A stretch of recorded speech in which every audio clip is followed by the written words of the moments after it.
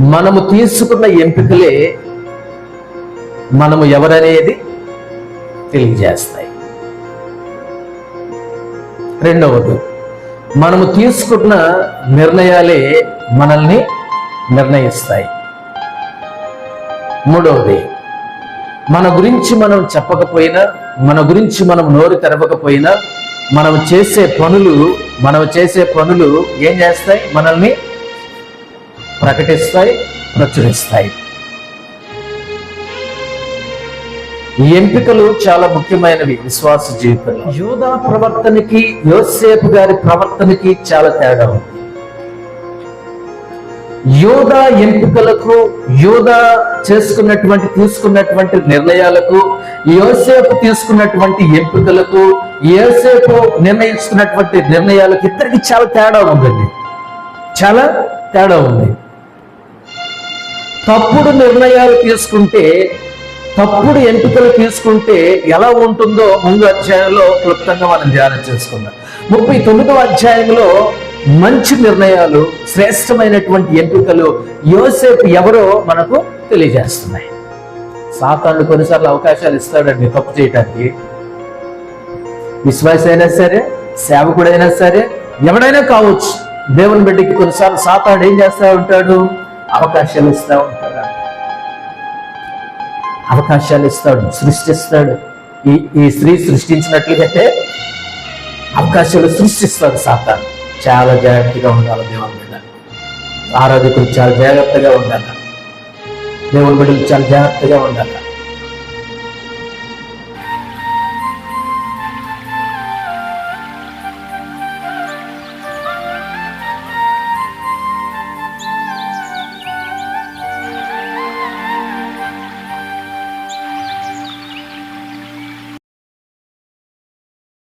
విశ్వాసి యొక్క జీవితంలో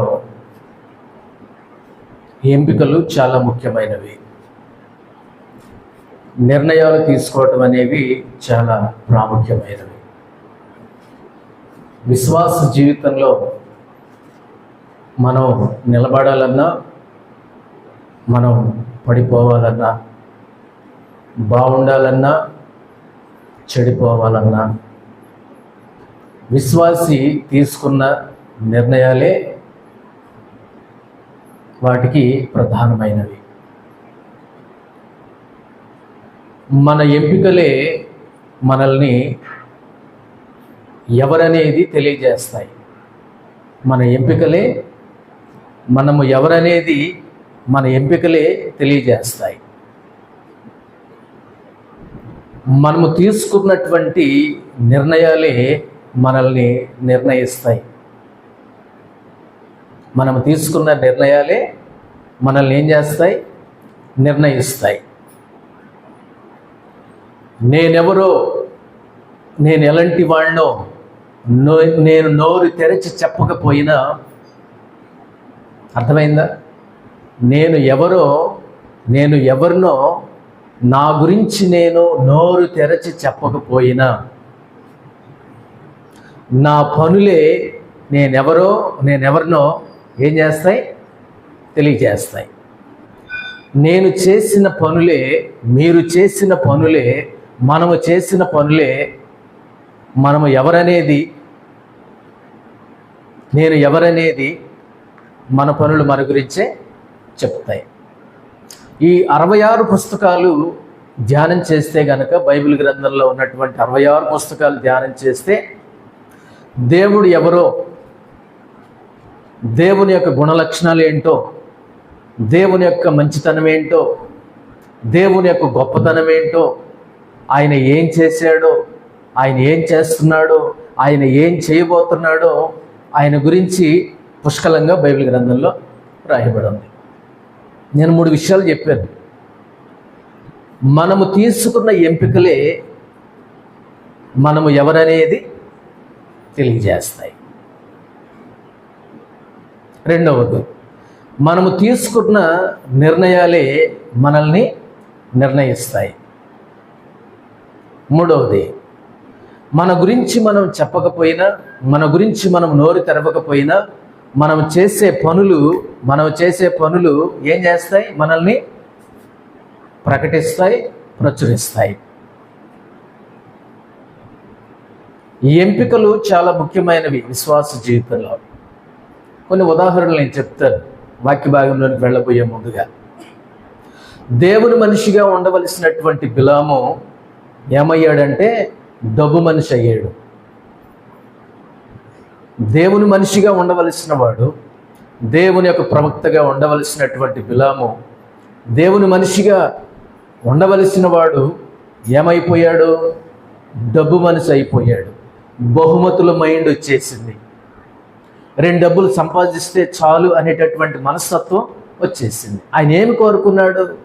దేవుని మనిషిగా ఉండాలి అనేటటువంటి ఎంపికను వదిలేసి దేని కోరుకున్నాడు?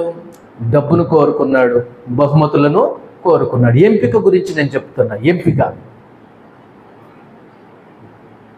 కాబట్టి బిలాము తీసుకున్నటువంటి నిర్ణయాలే, ఆయన ఎన్నుకున్నటువంటి ఎంపికలే ఆయనను ఏం చేశాయంటే దేవుని మనిషిగా చెప్పలా, డబ్బు మనిషిగా నిర్ణయించాయి. రెండవది, గెహాజీ ఉన్నాడు కదా, పరిచర్య కోసం అని వచ్చాడు కదా, ఒక సేవకుడి దగ్గర ఉందామని వచ్చాడు కదా, పరిచర్యలో ఉందాం, పరిచర్యలో సాగుదామని వచ్చాడు కదా. ఆయన ఏం కోరుకున్నాడు? ఆయన ఏం కోరుకున్నాడు? నయమాను తెచ్చినటువంటి బహుమతులు, బట్టలు. సేవకుడు వద్దన్నాడు, కానీ గెహాజీ కావాలనుకుని పరిగెత్తాడు. ఎక్కడి నుంచి పరిగెత్తాడు? మందిరంలో నుంచి, పరిచర్యలో నుంచి, ప్రార్థనలో నుంచి, ఆరాధనలో నుంచి లేచి ఎక్కడికి పరిగెత్తాడు? నయమాను తెచ్చినటువంటి వెండి, బహుమతులు, బట్టల కోసం పరిగెత్తాడు. ఎంపిక గురించి నేను చెప్తున్నా. ఇప్పుడు బిలాము యొక్క ఎంపిక అతన్ని ఏం చేసిందంటే డబ్బు మనిషిగా చేసింది. గెహాజీ యొక్క ఎంపిక అతన్ని ఏం చేసిందంటే పనికి మాలిన వాడిగా చేసేసింది, లోక సంబంధమైనటువంటి వ్యక్తిగా చేసేసేసింది. చివరికి మిగిలింది ఏంటి? కుష్ఠరోగమే గెహాజీకి మిగిలింది. ఎంపిక. మూడవది, ఇస్కరియోతు యోధాను గురించి మనం చూస్తాం. యేసు ప్రభువారితో ఉన్నాడు, 12 మందిలో ఒకడిగా ఉన్నాడు. ఒక పక్క యేసు ప్రభువారు ఉన్నాడు, ఒక పక్క 30 వెండి నాణేలు ఉన్నాయి. అతని ఎంపిక ఏంటి ఇప్పుడు? దేవునితో ఉండే భాగ్యమా, దేవుని యొక్క శిష్యుడిగా ఉండేటటువంటి భాగ్యమా, లేకపోతే బతుకు తెరువు కోసం వెండి నాణేలా? ఏం కావాలని ఎన్నుకున్నాడు? దేవుణ్ణి విడిచిపెట్టి, యేసు ప్రభువారిని విడిచిపెట్టి ఏం చేశాడంటే డబ్బు కావాలని ఎన్నుకున్నాడు. ఏమయ్యాడు? ఊరేసుకొని చనిపోయాడు. అందుకని నేను అన్నాను, మన ఎంపికలే మనము ఎవరనేది తెలియజేస్తాయి. మనము తీసుకున్నటువంటి నిర్ణయాలే మనల్ని నిర్ణయిస్తాయి. ఎంపికలు చాలా విలువైనవి, ఎంపికలు చాలా ముఖ్యమైనవి. లోతు అబ్రహాము దగ్గర నుంచి వెళ్ళిపోవడానికి తీర్మానం చేసుకుని సొదొమ వైపు ఏం చేశాడు? కనులెత్తి సొదొమ వైపు చూశాడు. ఎన్నుకున్నాడు. ఏమెన్నుకున్నాడు లోతు? అబ్రహాము గారితో ఉండడం కంటే, దేవుని యొక్క సన్నిధిలో ఉండటం కంటే, అణిగిమణిగి ఉండటం కంటే, ఇంత క్రమశిక్షణ కలిగినటువంటి కుటుంబంతో జీవించడం కంటే వేరుగా ఉందామనుకున్నాడు. వేరైపోయాడు. ఏమెన్నుకున్నాడు? సొదొమ గొమొర్రాను ఎన్నుకున్నాడు. ఏమైపోయాడు? చరిత్రలో చెడ్డ తండ్రిగా మిగిలిపోయాడు. నిర్ణయాలు, ఎంపికలు. మన విశ్వాస జీవితానికి వద్దాం. కొన్నిసార్లు మనం తప్పుడు నిర్ణయాలు తీసుకొని, కొన్నిసార్లు మనం తప్పుడు ఎంపికలు నిర్ణయించుకొని తప్పుడు పనులు చేశాం. దెబ్బలు తిన్నాం, ఎదురు దెబ్బలు తగిలినాయి. అరే అట్లా నిర్ణయం తీసుకోకుండా ఉండాల్సింది కదా. అరే అట్లా గనక ఎంపిక చేసుకోకుండా ఉండాల్సింది కదా, అట్లా వెళ్ళకుండా ఉండాల్సింది కదా, అట్లా మాట్లాడకుండా ఉండాల్సింది కదా, అట్లా చేయకుండా ఉండాల్సింది కదా అని ఎప్పుడు అనిపిస్తుంది? దెబ్బలు తగిలినప్పుడు అనిపిస్తుంది. ఈదలేనప్పుడు అనిపిస్తుంది, అసలు ఎందుకు దిగాను రా బాబు అని. చేయలేనప్పుడు అనిపిస్తుంది, అసలు ఎందుకు ముట్టుకున్నానా అని. శ్రమల పాలవుతున్నప్పుడు అనిపిస్తుంది, ఎందుకురా ఈ తీర్మానం నేను తీసుకున్నానని. అందుకే వాక్య భాగంలోకి వెళ్ళబోయే ముందుగా మనకి జీవితాల్లో మనము ఎన్నుకున్న ఎంపికలు చాలా ముఖ్యమైనవి. ఆ ఎంపికలే మనము ఎవరనేది తెలియజేస్తాయి. మనము తీసుకున్నటువంటి నిర్ణయాలే మనల్ని నిర్ణయిస్తాయి. అవునా కదా? కాబట్టి మంచి నిర్ణయాలు ఎప్పుడు కూడా మనల్ని మంచి స్థానంలో ఉంచుతాయి. చెడు నిర్ణయాలు, చెడు ఎంపికలు మనల్ని ఎప్పుడు కూడా చెడ్డవానిగానే ఉంచుతాయి. ఇప్పుడు ఈ ఆదికాండ 39వ అధ్యాయానికి వస్తే నేను ఒక సందర్భాన్ని జ్ఞాపకం చేస్తాను. ఈ ఆదికాండ 39వ అధ్యాయాన్ని దీన్ని ధ్యానం చేస్తున్నప్పుడు, దీన్ని స్టడీ చేస్తున్నప్పుడు దేవుడు కొన్ని మాటలను అనుగ్రహించారు. 38వ అధ్యాయంలో యోధా ఉన్నాడు, 39వ అధ్యాయంలో యోసేపు ఉన్నాడు. వీళ్ళిద్దరూ అన్నదమ్ములే, వీళ్ళిద్దరు కూడా అన్నదమ్ములే. యాకోబు కుమారుల్లో వీళ్ళు కూడా ఉన్నారు. యోధా, రెండవదిగా యోసేపు. వీళ్ళిద్దరు కూడా యాకోబు కుమారులే. 38వ అధ్యాయంలో ఉన్నటువంటి యోధా తామర్ విషయంలో పడిపోయాడు, కోడల విషయంలో పడిపోయాడు, తప్పు చేశాడు, చేయకూడనటువంటి తప్పు చేశాడు, తనను తాను సమర్థించుకున్నాడు. 38వ అధ్యాయాన్ని ధ్యానం చేస్తున్నప్పుడు తెలివిగా కోడలు తప్పు చేసింది మామతో. దానికి కారణం ఏంటంటే దానికి కారణం యోధానే. ఆడిన మాట తప్పడం. ఆనాటి వాళ్ళ యొక్క చట్ట ప్రకారము, ఆచార ప్రకారము పెళ్లి చేసినప్పుడు పెద్ద కొడుకు చనిపోతే కోడలు ఉంటే ఆనాటి ఆచార ప్రకారము మరిది ధర్మం జరిగించడానికి రెండవ కుమారుడినిచ్చి కోడలికి పెళ్లి చేసేవాడు. పెద్ద కుమారుడు చనిపోయాడు, తను అలానే ఉంది. అప్పుడు ఏం చేసేవాళ్ళు అంటే రెండవ అబ్బాయినిచ్చి, రెండవ కుమారుడినిచ్చి ఆ కోడలికి పెళ్లి చేసేవాడు. అలా పెళ్లి చేస్తే ఇప్పుడు పుట్టబోయే సంతానము ఈయన సంతానం కాదు. ఎవరి సంతానము?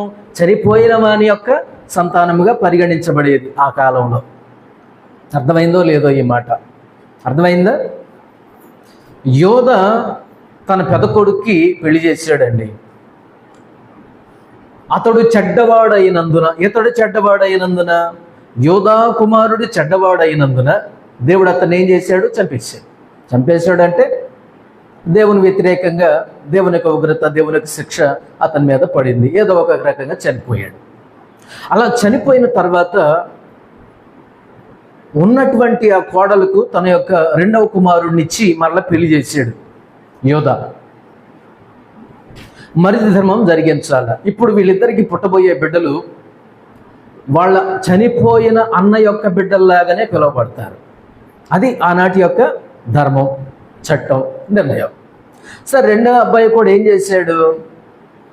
ఆయన కూడా తప్పు చేశాడు కాబట్టి, చేయకూడదు తప్పు చేశాడు కాబట్టి ఆ రెండవ అబ్బాయి కూడా చనిపోయాడు, చంపబడ్డాడు.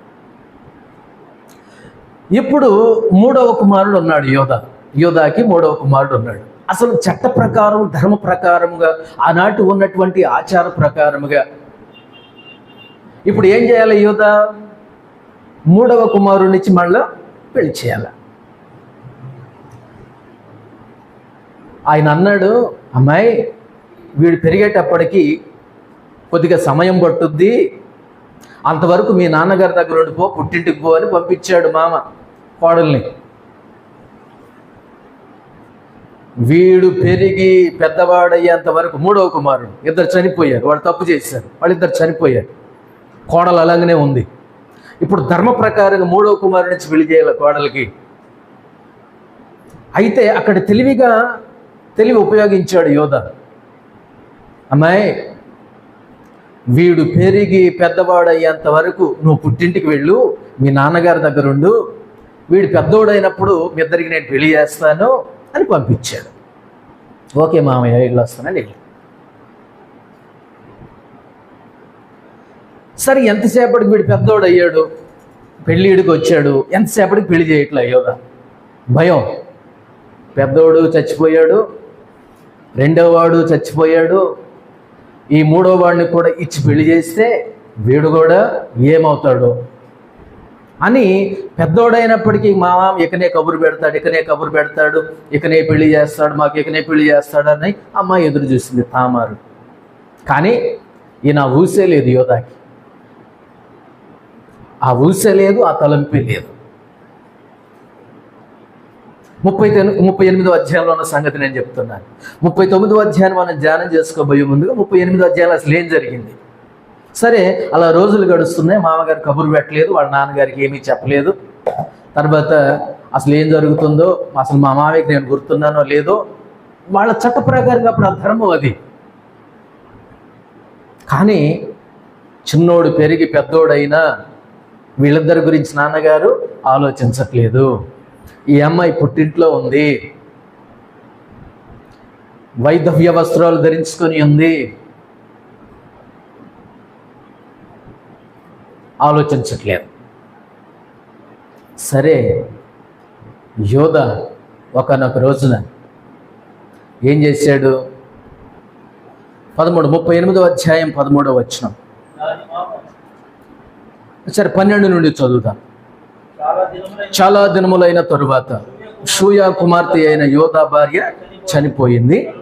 తరువాత యోధ దుఃఖ నివారణ పొంది అదుల్లామీయుడైన హీరా అను తన స్నేహితునితో తిమ్నాతుకు తన గొర్రెల బొచ్చు కత్తిరించుటకు వారి యొద్దకు వెళ్ళాను. ఎక్కడికి వెళ్తున్నాడు యోధ? తన భార్య కూడా చనిపోయిందండి. యోధ భార్య కూడా చనిపోయింది. యోధ భార్య చనిపోయినప్పుడు చాలా దినములైన తరువాత షూయా కుమార్తె అయిన యోధ భార్య చనిపోయాను. తరువాత యోధ దుఃఖ నివారణ పొంది అదుల్లామీయుడైన హీరా అను తన స్నేహితులతో తిమ్నాతునకు తన గొర్రెల బొచ్చు కత్తిరించుటకు వారి యొద్దకు వెళ్ళును. దాని మామ తన గొర్రెల బొచ్చు కత్తిరించుటకు తిమ్నాతుకు వెళ్ళుచున్నాడని తామరునకు తెలుపబడిన. అప్పుడు షేల పెద్దవాడైనప్పటికీ తాను అతనికి ఇయ్యబడకుండుట చూచి తన వైధవ్య వస్త్రములను తీసివేసి ముసుగు వేసుకుని శరీరమంతయు కప్పుకొని తిమ్నాతుకు పోవు మార్గములో నుండి ఎనాయిము ద్వారమున కూర్చుండగా. మామ ఏం మాట్లాడలేదండి. చిన్నోడి గురించి కానీ తన పెళ్లి గురించి కానీ వీళ్ళిద్దరికి పెళ్లి చేసే విషయాన్ని గురించి మామయ్య అయినటువంటి యోధ ఏమీ మాట్లాడట్లేదు అని మోసానికి మోసం చేస్తుంది కోడలు. ఏం చేస్తుంది కోడలు? మోసానికి మోసం చేస్తుంది. మామ ఏం చేశాడు? అమ్మా పుట్టింట్లో కొంతకాలం ఉండు, చిన్నోడు పెరిగాక వాళ్ళు పెళ్ళిడికి వచ్చాక మీ ఇద్దరు నేను పెళ్లి చేస్తానని చెప్పి పంపించినాడు. ఈ చాలా పెద్దవాడు అయినప్పటికీ కూడా ఏం చేయట్లేదు, వాళ్ళ గురించి ఆలోచించట్లేదు, పెళ్ళి అనే ఊసే లేదు, అట్లా ఉండిపోయాడు. కొంతకాలానికి యోధ భార్య కూడా చనిపోయింది. ఎక్కడో తిమ్నాతులో ఉన్నటువంటి తన మంద దగ్గరకు గొర్రెల బొచ్చు కత్తిరించడానికి ఆయన వెళ్తున్నాడన్న సంగతి కోడలికి తెలిసింది. మోసానికి మోసం చేస్తుంది, మోసానికి మోసం చేస్తుంది. సరే మొత్తానికి ఏం చేసిందంటే జరగకూడనటువంటి ఒక తప్పు వాళ్ళిద్దరి విషయంలో జరిగింది. కోడలకు మామకు జరగకూడనటువంటి విషయం జరిగింది. ఈమె కోడలు అన్న సంగతి తర్వాత తెలిసింది యోధాకు. ఈమె కోడలు అన్న సంగతి తర్వాత తెలిసింది. వీళ్ళిద్దరికి తప్పు జరిగిపోయింది. తప్పు జరిగిపోయిన తర్వాత తన కోడలు అని తర్వాత ఎప్పుడో తెలిసింది. అక్కడ జరిగిన విషయాలు మీరు చదువుకుంటే చాలా విషయాలు వివరంగా అక్కడ రాయబడి ఉంటాయి. ఈ అధ్యాయాన్ని చదువుకోండి ఇంటికి వెళ్ళిన తర్వాత. 38వ అధ్యాయాలు చాలా విషయాలు ఉంటాయి. వాళ్ళిద్దరి విషయంలో తప్పు జరిగినప్పుడు తను గర్భవతిగా ఉంటుంది యోధ కోడలు. ఈమె కోడలని మా ఇద్దరికి ఇట్లా తప్పు జరిగింది, మా ఇద్దరి విషయం ఇట్లా జరిగిందని, కోడలతో ఇలా తప్పు చేశానని, కోడలతో తప్పు చేస్తున్నానని యోధాకి పాపం తెలియదు, యోధాకి తెలియదు. ఈయన మామన్న సంగతి కోడలకు తెలుసు, ఈమె కోడలన్న సంగతి యోధాకు తెలియదు. అలా జరిగిపోయింది. జరిగిపోయిన తర్వాత నేను అందుకని అన్నాను, మోసానికి మోసం, మోసానికే మోసం. అలా జరిగిపోయిన తర్వాత తను గర్భవతి అవుతుందండి. గర్భవతి అయిన తర్వాత అక్కడ వివరాలు చాలా విషయాలు చాలా వివరంగా ఉంటాయి, తర్వాత చదువుకోండి. కోడలు గర్భవతి అయిన తర్వాత ఆ సంగతి యోధాకు తెలుస్తుంది కొంతకాలాన్ని, కొన్ని రోజులు. ఏమండి యోధా గారు, మీ కోడలు మరి గర్భవతిగా ఉంది, గర్భవతి అయితే ప్రెగ్నెన్సీ అండి బాబు అని చెప్తే ఈయన ఒంటికాలు మీద లేస్తాడు మామ. ఇప్పుడు మానవ జీవితంలో మనం గుర్తుపెట్టుకోవాల్సిన విషయం ఏంటంటే, మన తప్పులు మనకు కనపడవు. ఎదుటోడు ఏమైనా చేస్తే ఒంటికాలు మీద లేస్తాడు చూడు, అదే మనిషి అంటే. అర్థమవుతున్నా ఈ మాటలు? ఈయనకి 99 తప్పులున్నా ఈయన కంట్లో ఉన్నటువంటి దూలాలు కనపడవు, కానీ ఎదుటోడి కంట్లో ఉన్నటువంటి నలుసుని చూస్తాను.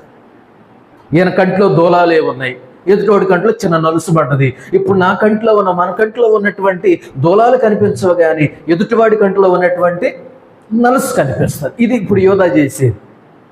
గర్భవతి అయిందా, అట్లాంటిదా, దాని బిహేవియర్ అలాంటిదా, ఎంత పని చేసిందా, అంత పాడు చేసిందా, అంత పాడు పని, లాక్ రండి బయటికి కాలు చొప్పుదా అన్నాడు యోధా. చూశారా? అసలు మాట తప్పింది ఎవరు? యోధా. అసలు తప్పు చేసింది ఎవరు? మోసం చేసింది ఎవరు? పట్టించుకోక వదిలేసింది ఎవరు?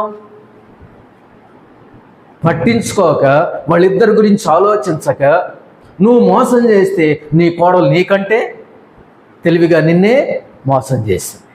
నీ వల్లే పిల్లలు కనాలనుకుంది. అక్కడ చదువుదాం 38వ అధ్యాయంలో 24వ వచనం చూడండి. రమారమి 3 నెలలైన తరువాత నీ కోడలకు తామరు జారత్వము చేసెను, అంతేకాక ఆమె జారత్వం వలన గర్భవతి అయినదని యోధాకు తెలపబడిను. అప్పుడు యోధా ఆమెను బయటికి తీసుకొని రండి, ఆమెను కాల్చివేయవలెనని చెప్పాను. ఇది అక్కడ న్యాయం అండి? నీ తప్పులు నీకు కనపడవా? నీ మోసాలు నీకు కనపడవా? నీ వేషాలు నీకు కనపడవా? మానవుడు తన తప్పుల గురించి ఆలోచించడు, తన లోపాల గురించి ఆలోచించడు, తన పాపాల గురించి ఆలోచించడు. ఎదుటోడేదని చేస్తే ఒంటికాల మీద లేచి నిలబడి నా దగ్గర ఏమీ లేదన్నట్లుగానే మాట్లాడతాడు. ఏమంటున్నాడు? ఎవడో చెప్పాడండి మీ కోడలు జారత్వం చేసింది, తప్పుడు పని చేసింది, గర్భవతి అయింది అన్నప్పుడు యోధాకి చెప్పారు. అప్పుడు యోధా ఏమని ఆయన ప్రవర్తిస్తున్నాడు? అప్పుడు యోధా ఆమెను బయటికి తీసుకుని రండి, ఆమెను కాల్చివేయవలనని చెప్పాను. మరి తను కూడా కాల్చబడితే నువ్వు కూడా కాల్చబడాలి మరి ఇప్పుడు ధర్మం ప్రకారంగా, అంతే కదా? ఇప్పుడు ఆమెను బయటికి లాక్కొని రండి, బయటికి ఈడ్చుకొని రండి, జుట్టు పట్టుకొని రండి, బయటికి తీసుకొని రండి, తల ఒక దెబ్బ వేయండి, అక్కడ కట్టేయండి, పెట్రోల్ పోయండి, కాల్చి పడేద్దాం, కాల్చేయాలి ఇట్లాంటి మనిషిని అన్నప్పుడు మరి ఆమెను కాల్చి వేస్తే నిన్ను కూడా కాల్చేయాలి కదా. మరి న్యాయం న్యాయమే కదా, ధర్మం ధర్మమే కదా. మన యొక్క జీవితంలో మనం ఒకటి నేర్చుకోవాలండి. ఎదుటివాడు తప్పు చేస్తే ఒంటికాల మీద లేచి మన పాపాలను, మన తప్పులను ఒంటికనుతో కూడా మనం చూడలేము. అసలు పట్టించుకొని నా దగ్గర ఏమీ లేదు, నేను 100% పరిశుద్ధుడిని, నా దగ్గర తప్పు లేదు, లోపం లేదు అంటే అంతకంటే పెద్ద మోసగాడు ఎవడు లేడు. లేవా? దేవుడు అన్నాడు, మీలో పాపము లేనివాడు, మీలో తప్పు లేనటువంటి వాడు ఈ అమ్మాయి మీద ఏం చేయండి? రాయేయండి. ఎవడ వేసాడా? ఎవరు వేయలా. ఒంటి కాలి మీద లేచి రండి బయటికి తీసుకొని రండి అని కాల్ చేద్దామని చెప్పితే 25వ వచనం చూడండి. ఆమెను బయటికి తీసుకుని వచ్చినప్పుడు ఆమె తన మామ యొద్దకు ఆ వస్తువులను పంపి, వీళ్ళిద్దరు తప్పు చేసినప్పుడు ఒక ఒప్పందం జరిగింది, ఒక బేరం జరిగింది. ఏమిచ్చాడు? ఏమేమి కుదవబెట్టేటప్పుడు ఈ స్త్రీ దగ్గరికి, కోడల దగ్గరికి వెళ్ళినప్పుడు ఈ ముద్రలు ఎవరియో, ఈ వస్తువులు ఎవరియో ఆ మనుషుల వల్ల నేను గర్భవతిని అయ్యాను బాబు, ఇవిగా చూడండి అని బయటికి తీసుకొని వచ్చింది తెలివిగా. ఏమిచ్చింది? ఇవి ఎవరివో ఆ మనుషుని వలన నేను గర్భవతిని అయితేని, ఈ ముద్ర, ఈ దారము, ఈ కర్ర ఎవరివో దయచేసి గుర్తుపట్టమని చెప్పించెను. యోధా వాటిని గుర్తుపట్టి, నేను నా కుమారుడైన శాలాను ఆమెకి ఇయ్యలేదు గనుక ఆమె నాకంటే నీతిమంతురాలని చెప్పి మరి ఎప్పుడునూ ఆమెను కూడలేదు. ఆమె ప్రసవ కాలమందు కవలవారు ఆమె గర్భమందుండిరి. ఎవరు దొరికిపోయాడు ఇప్పుడు? యోధా దొరికిపోయాడండి. ఇది 38వ అధ్యాయ చరిత్ర. అందుకని నేను అన్నాను, మన ఎంపికలే మనము ఎవరనేది తెలియజేస్తాయి. మనం తీసుకున్నటువంటి నిర్ణయాలే మనల్ని నిర్ణయిస్తాయి. మనమెవరమో మనము నోరు తెరచి చెప్పకపోయినా మనం చేసే పనులే మనమెవరమో చెప్తాయి. ఇప్పుడు అమ్మాయిని కాల్చాలా? నువ్వు కూడా కాలిపో మరి. ఏ భేదమును లేదు, అందరూ ఒక్క నిమిషం ఆగండి, ఇప్పుడు ఒక్క నిమిషం ఆగండి, లోపల పోయి వస్తానని వెళ్ళింది కోడలు. ఇవి ఎవరివో ఆ మనుషుని వలన నేను గర్భవతిని అయితేని. 25వ వచనంలో ఈ ముద్ర, ఈ దారము, ఈ కర్ర ఎవరివో దయచేసి గుర్తుపట్టమని చెప్పించాను. ఒక్క నిమిషం ఆగండి, లోపలికి పోయి వస్తానని వెళ్ళొచ్చింది, పట్టుకొచ్చింది, చూపించింది. ఓ, ఆ రోజు మన ఇద్దరి విషయం ఇట్లా జరిగిందా? దీనికి కారణం నేనే. నా కుమారుని ఇవ్వకపోవటం చూచి ఈ కోడలు నాతోనే ఇలా తప్పు చేసింది. దీనికి కారణం నేనే. ఎవరు దొరికిపోయారు? ఇక్కడ మనం ఒక విషయం నేర్చుకోవాలి. మన తప్పులు మనం తెలుసుకోం, మన లోపాలు మనం తెలుసుకోం. ఒంటికాల మీద లేస్తాం ఎదుటోడి మీద అవుతే. ఆడు మనోడు కాడని తెలిస్తే, మన పక్షం వాడు కాదని తెలిస్తే, మనకు సంబంధించిన వాడు కాడని తెలిస్తే ఒంటికాల మీద లేచి నేనైతే, మనమైతే, మనోడైతే, మన పక్షాన ఉన్నవాడైతే మనం వెనకేసుకొని వస్తాం. ఇది జరగట్లేదా? జరుగుతుంది. ఇది 38వ అధ్యాయంలో జరిగింది. యోధ తన ఎంపిక వల్ల, తన యొక్క నిర్ణయం వల్ల దొరికిపోయాడు. అవి అతన్ని నిర్ణయించాయి. సరే, తర్వాత కాలక్రమంలో తన కోడలు 2 పిల్లలకు, కవల పిల్లలకు జన్మనిచ్చింది. 38వ అధ్యాయము 29-30 వచనాల్లో అతడు తన చెయ్యి వెనుకకు తీసినప్పుడు అతని సహోదరుడు బయటకు వచ్చను. అప్పుడు ఆమె, నీవేళ భేదించుకుని వచ్చితివనెను. అందుచేత అతనికి పెరెసు అని పేరు పెట్టేవాడును.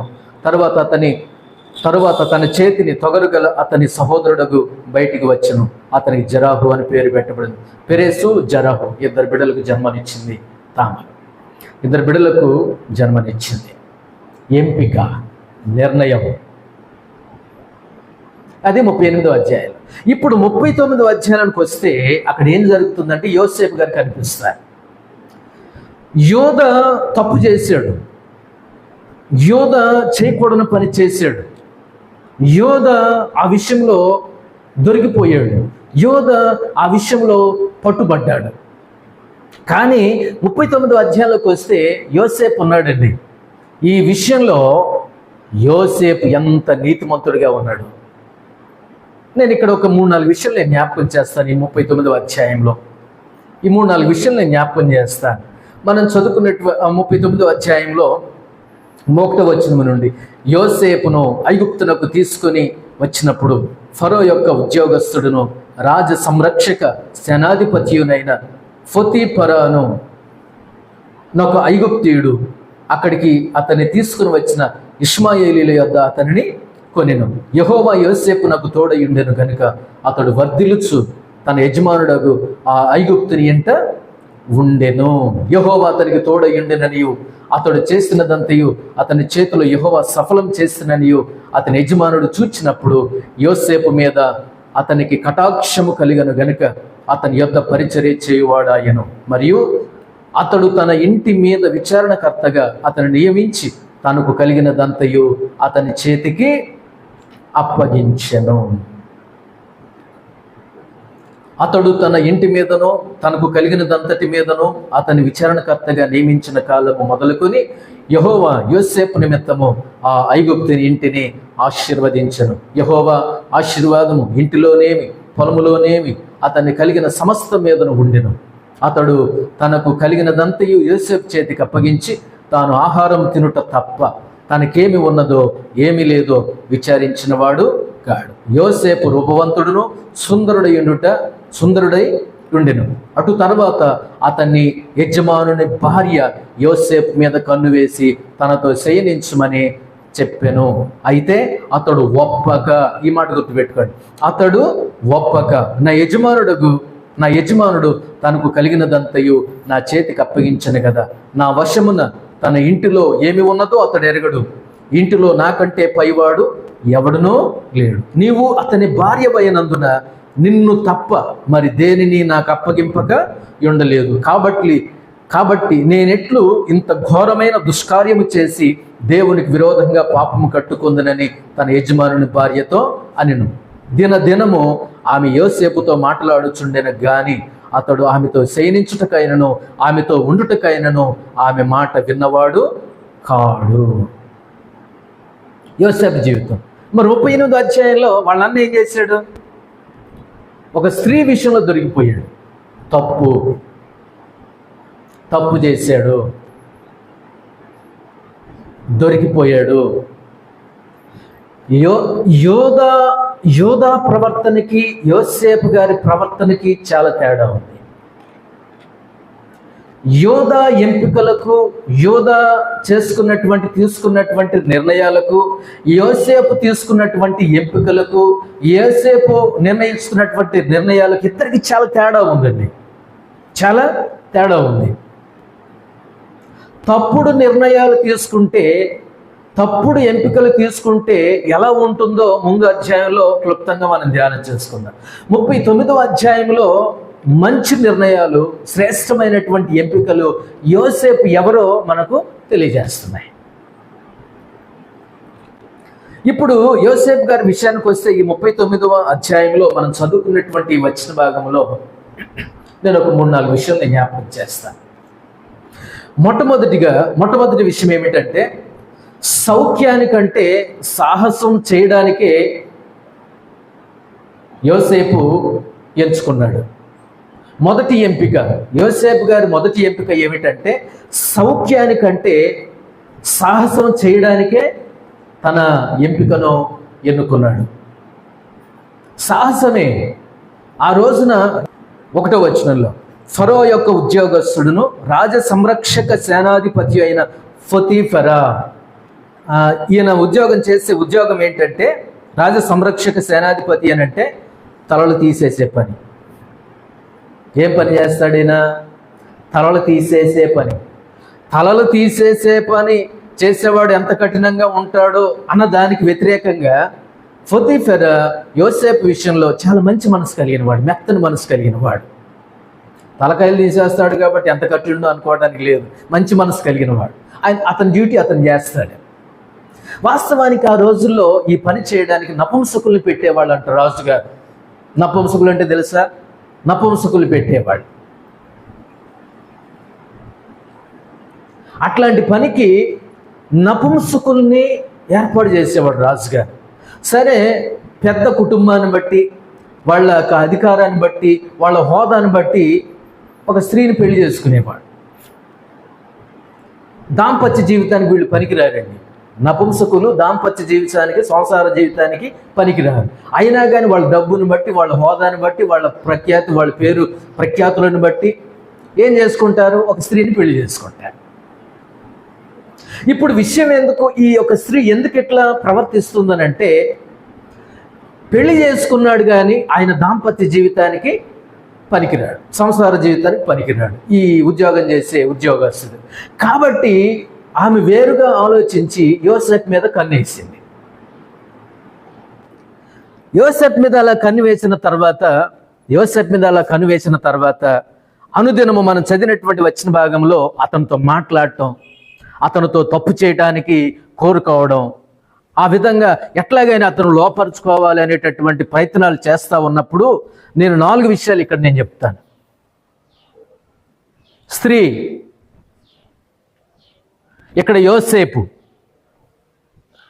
అసలు దాంపత్య జీవితాన్ని గురించి ఆలోచన లేనటువంటి అధికారి. చూసారు ఎట్లా తిరుగుతుంది రౌండ్? ఒక శోధన, ఆ స్త్రీలో ఒక శోధన ఉంది. ఆ శోధన చేత యోసేపును శోధిస్తూ ఉంది. అప్పుడు 4 నిర్ణయాలు తీసుకుంటాడు యోసేపు గారు. మొదటి నిర్ణయం ఏంటంటే మనం చదివినటువంటి వచ్చిన భాగంలో సౌఖ్యానికంటే యోసేపు గారు సాహసం చేయడానికే ఎంచుకున్నాడు. ఈ స్త్రీ ఎట్లాగైనా సరే నన్ను ఇరికించేదే, నన్ను ఎట్లాగైనా సరే నన్ను పట్టించేదే, ఎట్లాగైనా సరే నా మీద నేరం మోపేదే. తప్పు చేసినా మోపుద్ది, తప్పు చేయకపోయినా మోపుద్ది. అందుకని యోసేపు గారు తీసుకున్నటువంటి 4 నిర్ణయాల్లో ఒక నిర్ణయం ఏంటంటే, నాకు సౌఖ్యం వద్దు, ఈ పాప సుఖం నాకొద్దు, ఈ క్షణికమైనటువంటి సౌఖ్యం నాకు అక్కర్లేదు అని సాహసించాడు. జైలు కన్నా పోతాను కానీ ఈమెతో నేను పోను, జైల్లోనైనా కాలం గడుపుతాను కానీ అని ఒక సాహసం చేశాడండి. ప్రియమైన దేవుని బిడ్డలారా, మన యొక్క జీవితంలో తప్పు చేయాలి, తప్పు మాట్లాడాలి, తప్పుడు సంతకాలు చేయాలా, తప్పుడు సాక్ష్యం చెప్పాలా అన్నప్పుడు మన ఎంపికలు చాలా జాగ్రత్త. దేవుడు గుర్తురాడా, వాక్యం గుర్తురాదా, దేవుని సన్నిధి గుర్తురాదా? కొన్నిసార్లు మనం ఎక్కువగా దేన్ని ఎంపిక చేసుకుంటాం? మనం వాక్యం గుర్తొస్తుంది. వాక్యమా నువ్వు కాసేపు పక్కన ఉండు. దేవుడు ఒక స్వరం వినిపిస్తుంటుంది, దేవా నీ స్వరం కాస్త పక్కన పెట్టు. చిన్న అబద్ధం ఆడతాయి, ఒకసారి నన్ను క్షమించు, వచ్చేవారు 101 రూపాయి కానికిస్తా, ఈ ఒక్కసారికి నన్ను క్షమించు. ఎంపిక. ఇప్పుడు యోసేపు గారు తాను చేసుకున్నటువంటి ఎంపిక, మొదటి ఎంపిక ఏంటంటే సౌఖ్యానికంటే సాహసం చేయడానికే ఆయన ఏం చేశాడు? ఎన్నుకున్నాడు ఎంపిక. నాకు సౌఖ్యం వద్దు, పాపం సుఖం వద్దు, ఆ క్షణికమైనటువంటి సుఖం వద్దు. క్షణికమైనటువంటి సుఖం కోసం శాశ్వతమైనటువంటి ఆనందాన్ని నేను ఎట్లా పోగొట్టుకుంటాను? జైలు కన్నా పోతాను, దెబ్బలు తిన్నా పర్వాలేదు, నన్ను పిడిగుద్దులు గుద్దినా పర్వాలేదు, నాకు ఏ సెక్షన్ కింద ఏ సెక్షన్ విధించినా, ఏ సెక్షన్ కింద ఎన్ని కేసులు వేసినా నాకు పర్వాలేదు, కానీ నేను ఈ తప్పు మాత్రం చేయను.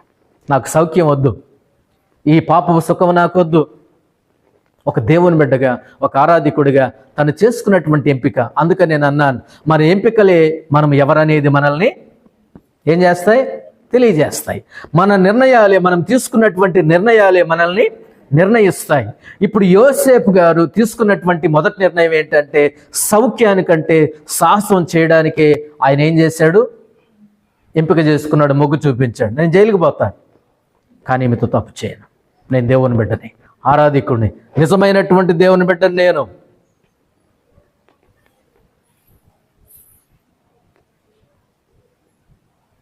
నేను ఒక దేవుని బిడ్డని అనేటటువంటి ఒక ఎంపిక చూసారా? నాకు సౌఖ్యం వద్దు, సుఖం వద్దు.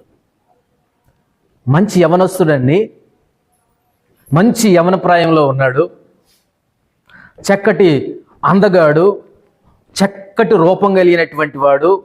అక్కడ ఉంది బైబిల్లో ఉన్న మాటలే 6వ వచనంలో, యోసేపు రూపవంతుడు, సుందరుడు, అందగాడు, ఏ లోపం లేనివాడు, పాపం చేయడానికి ఒప్పుకోలేదు. భలే మంచి అవకాశం దొరికిందని సౌఖ్యానికి పోలేదండి యోసేపు. అది కదా దేవుని బిడ్డ లక్షణం అంటే. ఒక ఎంపిక. వయసులో ఉండి, మంచి వయసులో ఉండి, ఒక దేవునిలో ఒక ప్రత్యేకమైనటువంటి స్థాయిలో ఉండి ఎంత మంచి ఎంపిక చేసుకున్నాడండి, ఎంత మంచి ఎంపిక చేసుకున్నాడు. ఇప్పుడు యోసేపు అనుకోవచ్చు, సౌఖ్యం ఉంది ఇక్కడ, సుఖం ఉంది ఇక్కడ, కానీ దేవా నాకు దీని నుంచి నన్ను దూరం చేయి. సాహసం చేయడానికి ఒప్పుకున్నాడు, జైలుకి వెళ్ళడానికి ఒప్పుకున్నాడు. కొన్ని సంవత్సరాలు జైల్లో ఉన్నాడండి. చెప్పకూడదు తిన్నా పర్వాలేదు కానీ ఈ సౌఖ్యానికి నేను సాహసానికి ఒప్పుకున్నాడండి. కష్టాన్ని ఒప్పుకున్నాడండి. ఈ సుఖానికంటే, ఈ సౌఖ్యానికంటే దేని కావాలని కోరుకున్నాడు?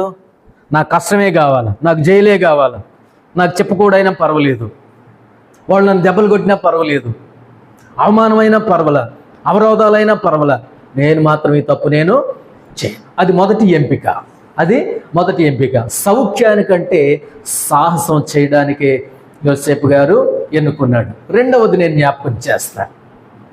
రెండవది, అక్కడున్న విషయాల్ని నేను జ్ఞాపకం చేస్తున్నాను. రెండవది ఏమిటంటే అవకాశానికంటే బాధ్యతనే ఎంచుకున్నాడు. ఏం చేయడానికి అవకాశం వచ్చింది? చెప్పరేంటన్నా? తప్పు చేయడానికి అవకాశం వచ్చింది. మంచి చాయిస్ కదా. పట్టుకునేవాళ్ళు లేరు, పట్టించుకునేవాళ్ళు లేరు, చూసేవాళ్ళు లేరు, వీడియో తీసేవాళ్ళు లేరు.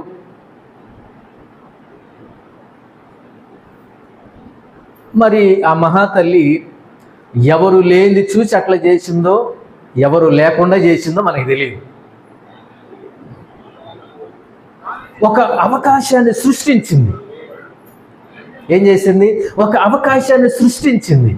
ఒక అవకాశాన్ని సృష్టించి ఆ ఉచ్చులో పడేయటానికి యోసేపు మీద కన్ను వేసి అనే మాట ఉంది బైబిల్లో. కన్ను వేసి. ఇప్పుడు ఒక అవకాశం వచ్చింది. అల్లంత దూరం ఎవరు లేరు, పక్కన ఎవరు లేరు, పర్మిషన్ లేకుండా లోపలికి ఎవడు రాకూడదు. ఒక అవకాశం ఉంది. కానీ యోసేపు గారు అవకాశానికంటే దేన్ని ఎన్నుకున్నాడు? బాధ్యతనే ఎన్నుకున్నాడు. ఏం చేశాడు? బాధ్యతనంటే ఏం చేశాడండి? 4వ వచనంలో యోసేపు మీద అతనికి కటాక్షం కలిగను గనుక అతని యొద్ద పరిచరించేవాడాయను. భర్త, ఆమె యొక్క భర్త నమ్మాడు, నమ్మకస్తునిగా ఎంచాడు, నమ్మాడు యోసేపును. మరియు అతడు తన ఇంటి మీద విచారణకర్తగా అతను నియమించి తనకు కలిగినదంతయు అతని చేతికి అప్పగించెను. 5వ వచనంలో అతడు తన ఇంటి మీదనో తన కలిగినదంతటి మీదనో అతని విచారణకర్తగా నియమించిన కాలం మొదలుకొని యెహోవా యోసేపు నిమిత్తం ఐగుప్తీయుని ఇంటిని ఆశీర్వదించెను. 6వ వచనం చూద్దాం.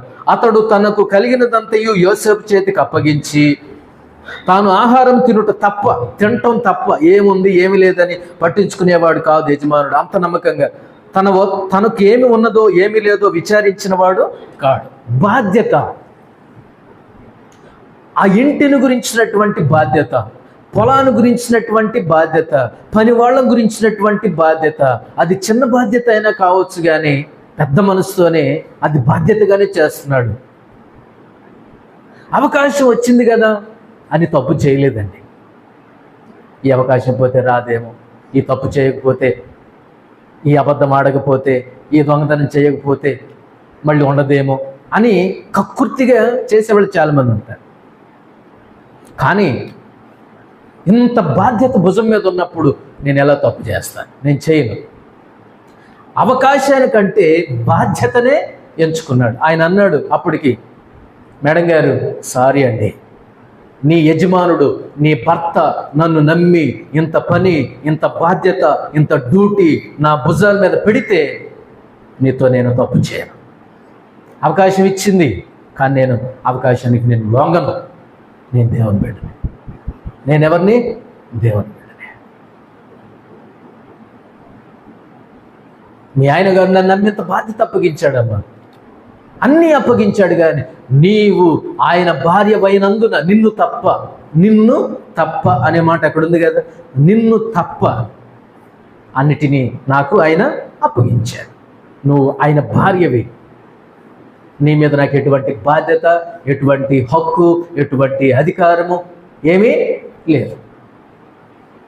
అయినా సరే ఒత్తిడి చేస్తాను నేను. అందుకనే రెండవ ఎంపిక ఏంటంటే యోసేపు గారి యొక్క జీవితంలో అవకాశానికంటే బాధ్యతనే ఎంచుకున్నాడు.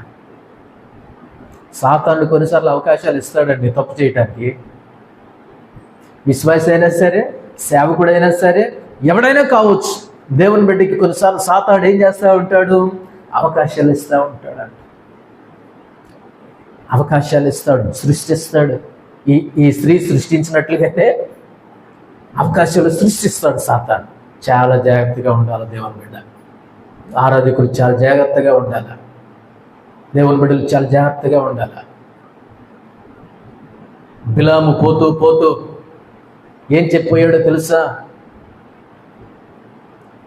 మీ స్త్రీలను ఎరగా చూపించాడు ఇశ్రాయేలుకు అన్నాడు. ఇట్లాంటి కుయుక్తి, సాతాను యొక్క కుయుక్తి బైబిల్ గ్రంథంలో మనం చూస్తాం. స్త్రీలను ఎరగా వేసి సాతానుడు ప్రత్యేకమైన, శ్రేష్టమైన, గొప్పదైన, పరిశుద్ధమైనటువంటి పరిచయం నుంచి పడగొడతాడు పరిశుద్ధుల సాతాను. జాగ్రత్త.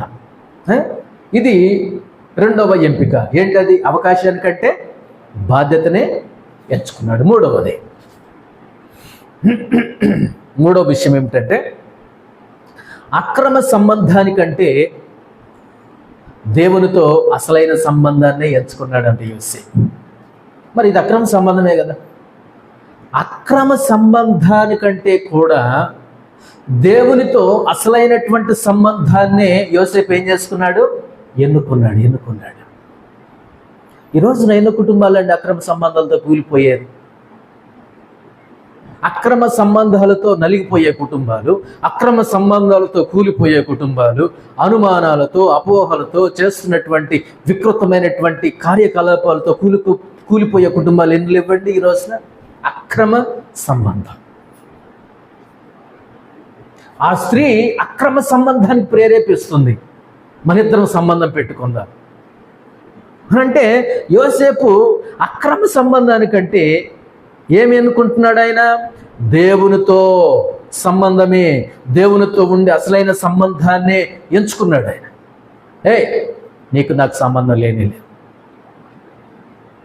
అక్రమ సంబంధం నాకు అవసరం లేదు, దేవునితో అసలైనటువంటి సంబంధంలో నేను ఉంటాను, నా దేవునితో సహవాసంలో ఉంటాను, నా దేవుని యొక్క సంబంధంలో నేను ఉంటాను, నా దేవుని యొక్క సారూప్యతలో నేను ఉంటాను, నా దేవుని యొక్క సహవాసంలో స్నేహంలో నేను ఉంటాను తప్ప నీతో అక్రమ సంబంధాన్ని పెట్టుకో.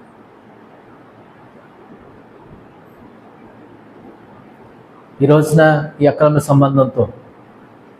సంబంధాలతో దావీదు కూడా కొన్నిసార్లు నలిగిపోయాడు, చాలా దెబ్బతిన్నాడు, చాలా నష్టపోయాడు. మహానుభావుడు తప్పు ఒప్పుకొని ఏడ్చి, ప్రభా ఇంత టోని నేను ఎంత పని చేయొచ్చా అని పశ్చాత్తాపడి 51 కీర్తనలు ఏడ్చి మొత్తుకొని దొర్లి పొర్లి కడుక్కున్నాడు, శుద్ధి చేసుకున్నాడు. మళ్ళీ ఎప్పుడు ఆ తప్పులు వచ్చాయి. అక్రమ సంబంధానికంటే దేవునితో అసలైన సంబంధాన్ని యోసేపు గారు ఏం చేశాడు? యోధా ప్రవర్తనకి యోసేపు గారి ప్రవర్తనకి చూడండి. 38వ అధ్యాయంలో యోధా ప్రవర్తనకి, ఆయన ఎంపికలకి, యోధా ఎంపికలకి, యోసేపు ఎంపికలకు చూడండి. మనము కూడా ఈ చివరి దినాల్లో ఉన్న జాగ్రత్త. ఏ వయసుడినైనా సరే సాతానుడు పడేస్తాడు, ఏ వయసుడినైనా సాతానుడు పడేస్తాడు. అప్పుడే మనం అనుకోవాలి, అక్రమ సంబంధానికంటే నా దేవునితో అసలైన సంబంధమునే నేను ఎంచుకోవాలి, అసలైన సంబంధమే నాకు ముఖ్యం. అది మూడవది. నాలుగవ ఎంపిక నేను జ్ఞాపకం చేస్తాను మనం చదువుకున్నటువంటి వచ్చిన భాగంలో. 4వ ఎంపిక ఏమిటంటే వ్యభిచారానికంటే నమ్మకత్వాన్నే యోసేపు ఎన్నుకున్నాడు. దేన్ని ఎన్నుకున్నాడు? నమ్మకత్వాన్ని ఆయన ఎన్నుకున్నాడు. ఒక్కసారి చెప్పాడండి యజమానుడు, నమ్మాడు. నమ్మితేనేగా అప్పగించేది యజమానుడు, నమ్మితేనేగా యోసేపును నమ్మితేనేగా ఇంత పని అప్పగించింది. యోసేపును ఆయన నమ్మకస్తుడు అని అనుకునే కదా ఇంత పని తాళాలు ఆయన చేతికి ఇచ్చింది. ఆయన తినటం తప్ప ఉండటం తప్ప అసలు తన ఇంట్లో ఏముందో ఏమి లేదో ఎంత వస్తుందో ఏం చేస్తున్నాడు ఏం అడిగేవాడు కాదంట అధిపతి. ఇప్పుడు ఒక విషయం చెప్పాలి. ఈయన రాజుగారి దగ్గర, ఈ పొతిఫెర రాజుగారి దగ్గర ఏం పని చేస్తాడు? తలకాయలు తీసేసే పని చేస్తాడు. అసలు ఏదైనా తేడా జరిగితే ఈజీగా ఎవరి తల తీసేయచ్చు? యోసేపు తల తీసేయచ్చు కదా. అడిగేవాడా? అమ్మ, నాన్న, అక్క, తమ్ముడా? ఆ దేశంలో, ఐగుప్తు దేశంలో అడిగేవాడు ఎవడన్నా ఉన్నాడా? తలకాయ తీసేస్తే అడిగేవాడు ఎవడన్నా ఉన్నాడండి? ఎవడు లేడు. ఆయన బతికేం కాదు. తలకాయ తీసేయటం పెద్ద ఇది కాదు. కానీ తొందరపడి మాట్లాడాడు కానీ భర్త. కానీ ఎక్కడో ఈ అబ్బాయి ఈ పని చేసేవాడు కాడు. ఎందుకోసమంటే దేవుని బిడ్డ, అతన్ని బట్టే ఇతని ఇల్లు దీవించబడింది. ఏమండి? యోసేపుని బట్టి ఆయన ఇల్లు దీవించబడింది. నమ్మకస్తుడు, నమ్మకత్వాన్ని ఎంచుకున్నాడు ఆయన. వ్యభిచారానికంటే 4వ ఎంపిక ఏంటంటే వ్యభిచారణ కంటే నమ్మకత్వాన్ని ఎంచుకున్నాడు యోసేపు. నమ్మకత్వం ఉండాలండి. మన దేవుడు నమ్మదగిన వాడండి. మనము కూడా ఎలా ఉండాలంటే నమ్మదగిన బిడ్డలముగానే ఉండాలి.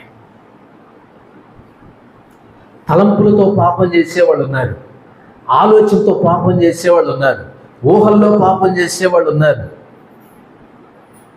కళ్ళు మూసుకొని ఊహలు ఆలోచిస్తూ పాపం చేసేవాళ్ళు ఉన్నారు. ఒక విషయం చెప్పాలి, స్త్రీ పురుషులు ఇద్దరు కలిస్తేనే తప్పు కాదండి. అది అలా చేయాలని ఆలోచన వచ్చినా తప్పే, అలా చేయలేనటువంటి తలంపు వచ్చినా తప్పే. బైబిల్లో ఉంది ఈ మాట.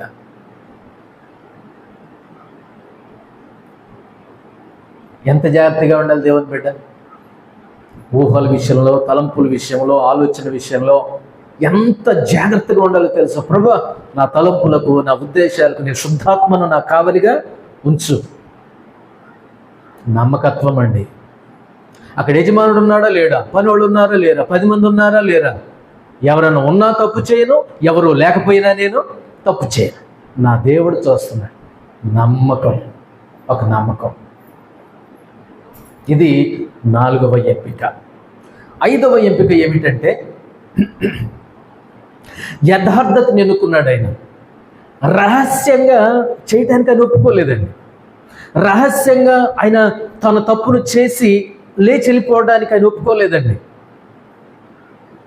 రహస్యంగా మెయింటైన్ చేద్దామని ఇద్దరు ఒప్పందం చేసుకోలేదండి. పేరు మార్చి, ఊరు మార్చి, షార్ట్ కట్లు పేర్లు పెట్టి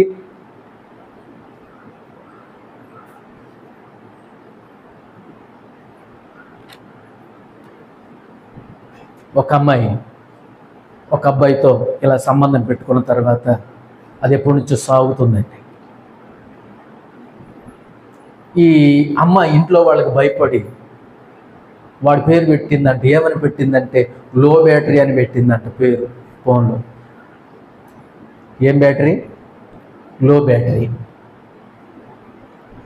యోసేపు గారు సీక్రెట్గా మెయింటైన్ చేయటానికి ఒప్పుకోలేదండి ఆయన. యథార్థత. నా యజమానుడు ఉన్నా నేను అలానే ఉంటాను, ఇంట్లో లేకపోయినా నేను అలానే ఉంటాను. యథార్థత. దేవుని బిడ్డల యథార్థత. తప్పు చేయను, జైలుకన్నా పోతా, చెప్పకూడన్నా తింటా, పోలీసులతో దెబ్బలన్నా తింటా, దోమలనైనా కుట్టించుకుంటాయి కానీ జైల్లో ఉండి నీతో మాత్రం నేను తప్పు చేయను. యథార్థత. ఎంపిక చూసారా? 9వ వచనం చూడండి. 8వ వచనం అంటాడు, ఇంటిలో నాకంటే పైవాడు ఎవడూ లేడు, నేనే నెంబర్ 1. ఇంటిలో నాకంటే పైవాడు ఎవడు లేడు. ఇంత తప్పు చేసి నేను కిందోడికి ఎలా వెళ్ళిపోవాలి? నేను అధమ స్థాయిలో, ఇప్పుడు నేను ప్రథమ స్థాయిలో ఉన్నాను. ఈ తప్పు చేస్తే అధోగతికి వెళ్ళిపోతాను, నాకు అది ఇష్టం లేదు. తర్వాత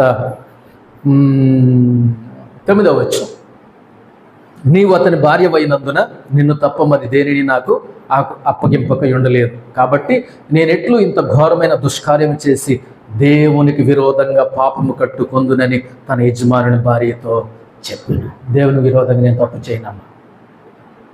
మీరు నన్ను చంపిన, జైల్లో పెట్టిన, దెబ్బలు కొట్టించిన, పస్తులుంచిన, అన్నం పెట్టకపోయినా, మీ ఆయన తలకాయలు తీసేసి ఉద్యోగం చేస్తున్నాడు కదా, మీ ఆయనతో ఎన్ని చెప్పినా, నిరికిచ్చి, నన్ను కొట్టించి, నన్ను తిట్టించి, నన్ను చంపించి, నా తలకాయ తీసేసినా పర్వాలేదు, కానీ తల పోయే అంత పని నేను, తల దించుకునే అంత పని నేను చేయను. దేవుని బిడ్డ నేను.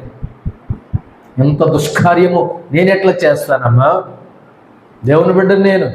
మీ ఆయన నా తలకాయ తీసేసినా పర్వాలేదు, నేను ఈ పని నేను చేయను. నువ్వు లేనిపోని మాటలని చెప్పి నా తలకాయ తీసేసి ఇచ్చినా సంతోషంగా వెళ్ళిపోతా దేవుని దగ్గరికి, కానీ నేను ఈ పని నేను. ఎంపికలు అనే విషయాన్ని గురించి మాట్లాడుతున్నా. అయినా సరే 11వ వచనంలో అతడు తన పని మీద ఇంట్లోకి వెళ్ళినప్పుడు ఇంటి మనుషుల్లో ఎవరునో అక్కడ లేరు. అప్పుడు ఆమె అతని వస్త్రం పట్టుకొని తనతో శయనింపమని చెప్పగా అతడు తన వస్త్రం ఆమె చేతులు విడిచిపెట్టి తప్పించుకొని బయటకు పారిపోయాను. యథార్థత. వాళ్ళ అన్నకి, యోధాకి, యోసేపుకి ఎంత డిఫరెంట్ ఉందండి.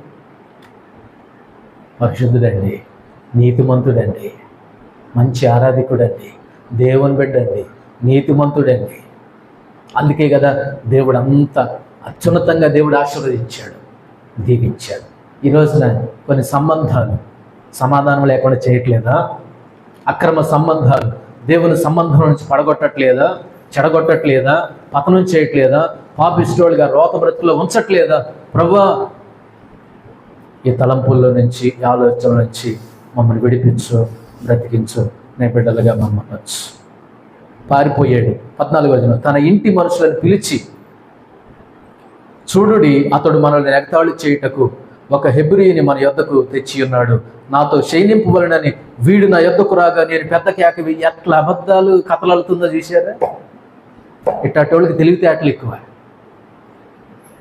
భలే బుర్ర మెత్తగా షార్ప్గా పనిచేస్తుంది ఈ బుర్ర, మామూలు బుర్ర కాదు. ఎట తిప్పిందో తెలుసా అండి? ఇప్పుడు యోసేపు ఎప్పుడైతే తప్పించుకొని ఆమె చేతిలో పడకుండా పారిపోయాడో, ఎవరక్కడ అని వీళ్ళు వచ్చారు. ఇప్పటిదాకా ఎక్కడున్నారు? లేకుండా చేసింది, ఇప్పుడు వచ్చారు. పొమ్మంటే పోయారు పని వాళ్ళు, రమ్మంటే ఇప్పుడు వచ్చారు. ఇప్పుడు వచ్చిన తర్వాత ఏం అలుతుంది? మంచిగా కథ అలుతుంది అనమాట, రాస్తుంది. చూశారా, మా ఆయన ఎవరిని తీసుకొచ్చాడో, ఆ హెబ్రీయుడిని, అంటే ఆ ఇశ్రాయేలీయుడిని పట్టుకొచ్చినోడు మంచోడు కాదు. నేనేదో నా పని చేసుకుంటుంటే అమ్మగారు అని వచ్చాడు, నన్ను బలవంతం చేయబోయాడు అని ఏడు మొహం పెట్టింది. మామూలు కాదు. ఏం చేస్తుందని కథ అలుతుంది. చూసారా? 15వ వచనంలో, నేను బిగ్గరగా కేక వేయటవాడు విని నా దగ్గర తన వస్త్రమును విడిచిపెట్టి తప్పించుకొని బయటికి పారిపోయానని వారితో చెప్పి. చూసారా? ఒక వాతావరణం సృష్టిస్తుంది. నువ్వెన్నన్నా సృష్టించు, నేను పవిత్రునేదాన్ని. చూసి ఇక్కడ మీకు లాజిక్ అర్థం కావట్లేదు. అక్కడ ప్రజలను లేకుండా చేసింది పని వాళ్ళని, ఇప్పుడు పిలిస్తే వెంటనే పరిగెత్తుకొని వచ్చినాడు. ఏంటి అమ్మగారు నువ్వు ఏడు ముఖం పెట్టి ఏడుస్తుంది? ఇట్లా తప్పు చేయడానికి వచ్చాడు అబ్బాయి, నేను ఇది తప్పురా, ఇది చేయకూడదు అని నేను పెద్ద కేకేసాను. చూశారా? ఆడు వస్త్రాన్ని విడిచిపెట్టి పారిపోయాడని చెప్తుందండి. అందుకని మొదటి పాయింట్లో ఒక మాట చెప్పాను, సాహసం చేయడానికే యోసేపు ఇష్టపడ్డాడు కానీ సౌఖ్యానికి ఇష్టపడలేదు. ఆయన వస్తే ఈయన గురించి ఆయనకి చెప్పాలని ఆమె ఎదురు చూస్తూ ఉందండి. తర్వాత 16వ వచనం, అతని యజమానుడి ఇంటికి వచ్చిన వరకు అతని వస్త్రమును తన దగ్గర ఉంచుకున్నాను. అప్పుడు ఆమె తన భర్తతో ఈ మాటలు చొప్పున చెప్పాను, నువ్వు మన యొద్దకు తెచ్చిన హెబ్రీ దాసుడు నన్ను ఎగతాళి చేయుటకు నా యొద్దకు వచ్చాను. నేను బిగ్గరగా కేక వేసినప్పుడు వాడు తన వస్త్రము నా దగ్గర విడిచిపెట్టి తప్పించుకొని బయటకు పారిపోయినను. కాబట్టి అతని యజమానుడు, ఇట్లు నీ దాసుడు నన్ను చేశానని తన భార్య తనతో చెప్పిన మాటలు విన్నప్పుడు కోపంతో మండిపడి అతనిని పట్టుకొని రాజు ఖైదులు బంధింపబడి చెరసాలలో వేయించాను. అతడు అక్కడ చెరసాలలో ఉండెను. అయితే యెహోవా యోసేపునకు తోడయుండి, మాట గుర్తుపెట్టుకోండి, అయితే యెహోవా యోసేపునకు తోడయుండి అతని యందు కనికరపడి అతని మీద ఆ చెరసాల యొక్క అధిపతికి కటాక్షము కలిగినట్లు చేశాను. చెరసాల అధిపతి ఆ చెరసాలలో ఉన్న ఖైదీలందరినీ యోసేపు చేతికి అప్పగించాను. వారక్కడ ఏమి చేసిరో అదంతయు అతడే చేయించువాడు. యెహోవా అతనికి తోడయుండెను గనుక ఆ చెరసాల అధిపతి అతని చేతికి అప్పగింపబడిన దేని గూర్చియు విచారణ చేయకయుండెను. అతడు చేయనది యావత్తు యెహోవా సఫలమగునట్లు చేశాను. ఈ రోజున యోసేపు గారి యొక్క జీవితం ఎంత గొప్ప స్థానంలో, గొప్ప స్థాయిలో, ప్రథమ స్థాయిలో, ప్రత్యేకమైనటువంటి స్థాయిలో ఉంది అని అంటే యోసేపు గారు తన యొక్క జీవితంలో తీసుకున్నటువంటి 5 నిర్ణయాలు, 5 ఎంపికలు, అద్భుతం. ఇది కదా మనం జీవించాల్సిన జీవితం. తలంపుల్లో, ఊహల్లో కూడా పరిశుద్ధంగా జీవించాలి. మొదటి ఎంపిక ఏంటి చెప్పండి? రాసుకున్నారా? చెప్పండి. సౌఖ్యానికంటే సాహసం చేయడానికే యోసేపు గారు ఎంచుకున్నాడు. రెండవది, అవకాశానికంటే బాధ్యతనే ఎంచుకున్నాడు. మూడవది, అక్రమ సంబంధానికంటే దేవునితో అసలైన సంబంధాన్నే ఎంచుకున్నాడు. నాలుగవది, వ్యభిచారం కంటే నమ్మకత్వాన్నే ఎంచుకున్నాడు. ఐదవది, యథార్థతను ఎంచుకున్నాడు. సీక్రెట్గా ఎవరు చూడట్లేదు, ఎవరు చేయట్లేదు. చేస్తే తప్పేముంది, ఎంతమంది చేయట్లేదు. రేపు పొద్దున ఆదివారం పోయి ప్రార్థన చేయించుకొని కానికీత అయిపోద్దిగా. ఏదో కొంత కానికిచ్చేసి తప్పు చేశాను ఆయన లెంపకాయలు వేసుకొని వస్తే అయిపోద్దిగా.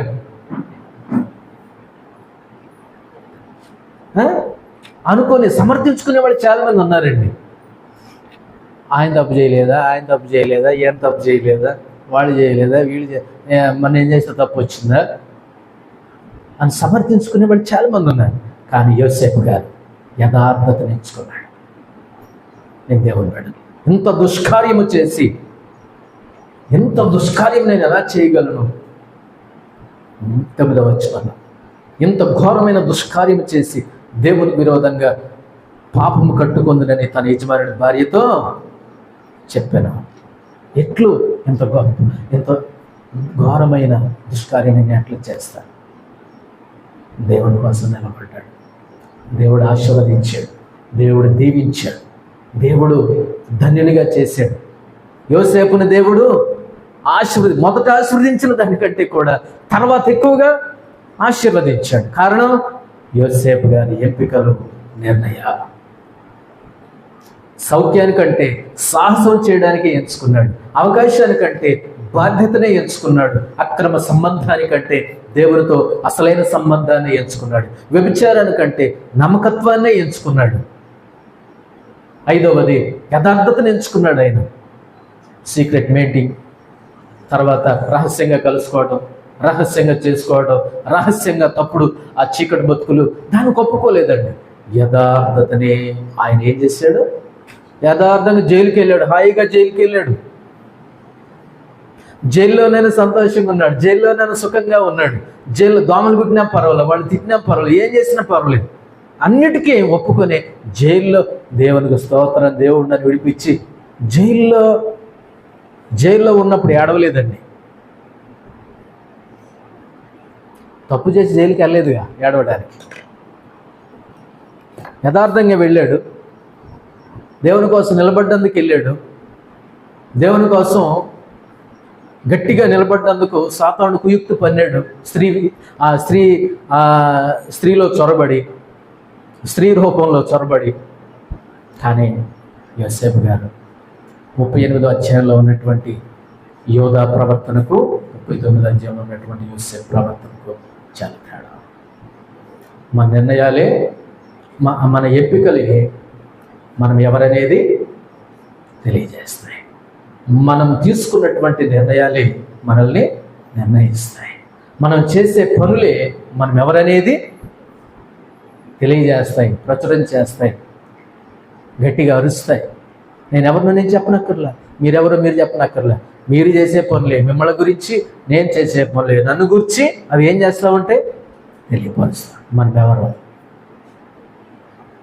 మన ఎంపికలు ఏంటి, మాట్లాడే విషయంలో, తలంపుల విషయంలో, బయట కానీ, సంఘంలో కానీ, సమాజంలో కానీ మనం ఏమీ ఎంపిక చేసుకుంటున్నాం? మనం దేన్ని కావాలనుకుంటున్నాం? దేని గురించి మనం మాట్లాడుతున్నాం? ఒకసారి ఆగి ఆలోచించి దేవుని బిడ్డని అన్న ఆలోచనతో మాట్లాడినా చేసినా, నేను దేవునికి సంబంధించినటువంటి బిడ్డని, పరిశుద్ధంగా జీవించవలసిన దాన్ని, పరిశుద్ధంగా జీవించవలసిన వాడిని, యోసేపులాగా జీవించవలసిన దాన్ని, జీవించవలసినటువంటి వాడిని, దేవుని కోసం జైలుకి వెళ్ళిన, దెబ్బలు తిన్న, అవమానం అయినా, అవహేళన అయినా, 10 మంది వేలెత్తి నన్ను చూపించిన, తప్పు చేయనందుకు దేవునికి స్తోత్రం, తప్పు చేయించినందుకు దేవునికి మహిమ.